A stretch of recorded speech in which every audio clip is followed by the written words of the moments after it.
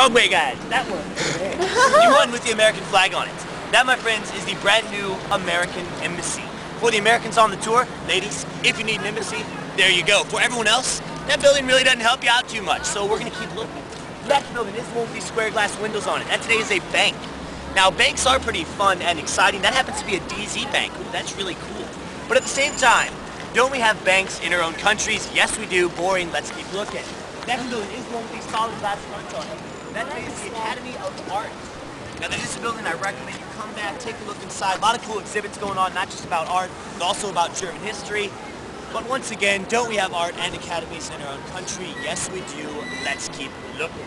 Next building is the one on the corner with the green roof on top. That today is the Hotel Adlon, one of the finest hotels in all of Berlin. When presidents, kings, royalty, movie stars come to this city, they all choose to stay there.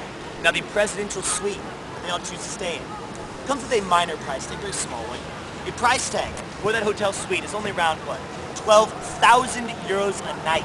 Not including breakfast. Luckily, you can walk downstairs, walk across the street, get your own Starbucks or Dunkin' Donuts. Then go back to your 12,000 euro a night room. That room also comes with bulletproof glass and rocket-proof walls. So if you got a lot of money to throw around, and you're afraid of someone shooting you or blowing you up, you may want to stay in Hotel Adlon. If any of you on my free tour are already staying in the Hotel Adlon, possibly in the presidential suite, I'm quite glad you're on a free walking tour. I'll be speaking to you a little bit later on.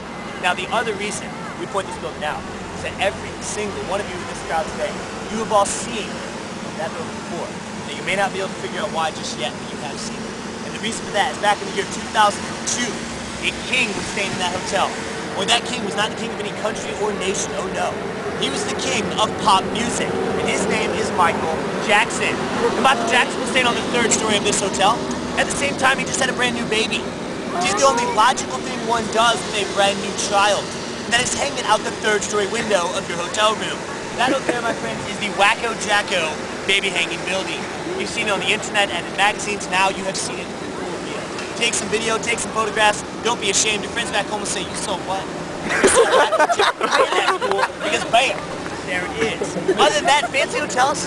We got fancy hotels in our own country, like what? Motel 1, Continental, and Holiday Inn. Yes, we do. Let's keep looking. Next building to see is the one with the French flag on it. Do we have any French people today? Anyone? Oh yeah, get out of here, boy. I'm kidding. Alright, that over there with the French flags, that is the French Embassy. Now we know French people can build cool things. They built the Louvre and the Eiffel Tower. They can build cool stuff. That really doesn't help us out when you take a look at that. Because not only is that embassy considered ugly, it also looks a tad bit hostile. Like on the lower level, we have sandbags stacked up, little machine gun slots sticking out in front. Now there may or may not be a reason for such an interesting style of architecture. In order to find out that reason, we're going to have to focus on the grand masterpiece of this square, which is none other than that, the Brandenburg Gate. The Brandenburg Gate, guys, is a symbol of not just Berlin, but all of Germany. It is so well respected, it can be found on the back of the 10, 20, and 50-cent euro coins. The gate was built in the year 1791, and that statue on top, known as the Quadriga, that was added in 1794. Now that statue on top did not always look like that. In fact, it used to have a different name. That statue used to be known as Irina, the goddess of peace, carrying a peaceful ivy twig in her right hand, bringing peace into the city of Berlin. A very nice gesture, a very peaceful gesture. Everyone seems to be happy and getting along. All the way until 1806. In 1806, a stumpy, grumpy, fat, little Frenchman by the name of Napoleon walks through that gate. Napoleon walks through that gate, he turns around, looks up top, sees that statue and says to himself, Sacre bleu, I love that woman. I think I'll take her. And he does. He removes the Quadriga from the top of that gate, moves it off to the Louvre in Paris, where it will stay for years. Now eventually, the Berliners and the Germans will defeat the French, and oh yes, they will get their statue back. When they get their statue back, make a few changes to it. As you can see, that woman is no longer carrying a peaceful ivy twig.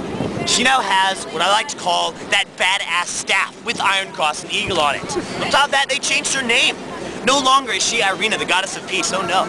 She is now known as Victoria, the goddess of victory, forever riding victory over this very square, which was conveniently renamed Paris Square. So a lovely little insult from the Germans towards the French. Now you see, the Germans have a good sense of humor, and they felt it necessary to take this insult towards the French even further. And the reason I say this is if you look up at the eyes on that beautiful statue, you follow that woman's gaze, Where is she looking?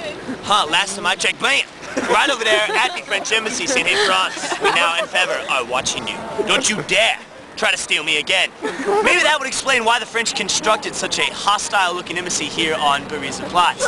In all honesty, the relationship between the Germans and the French today is on very, very good terms. Now, the gate that you see here, this gate has seen a lot of the history that we will discuss on the tour today. Most important part of that history is, of course, the Second World War. That gate still bears the scars and reminders of that particular conflict. So what we're going to do next is we're going to move up towards the Brandenburg Gate, get a nice close look at some of the bullet and shrapnel holes that have been filled in, and while we're there, we're going to do the most important thing of all, and that is talk history.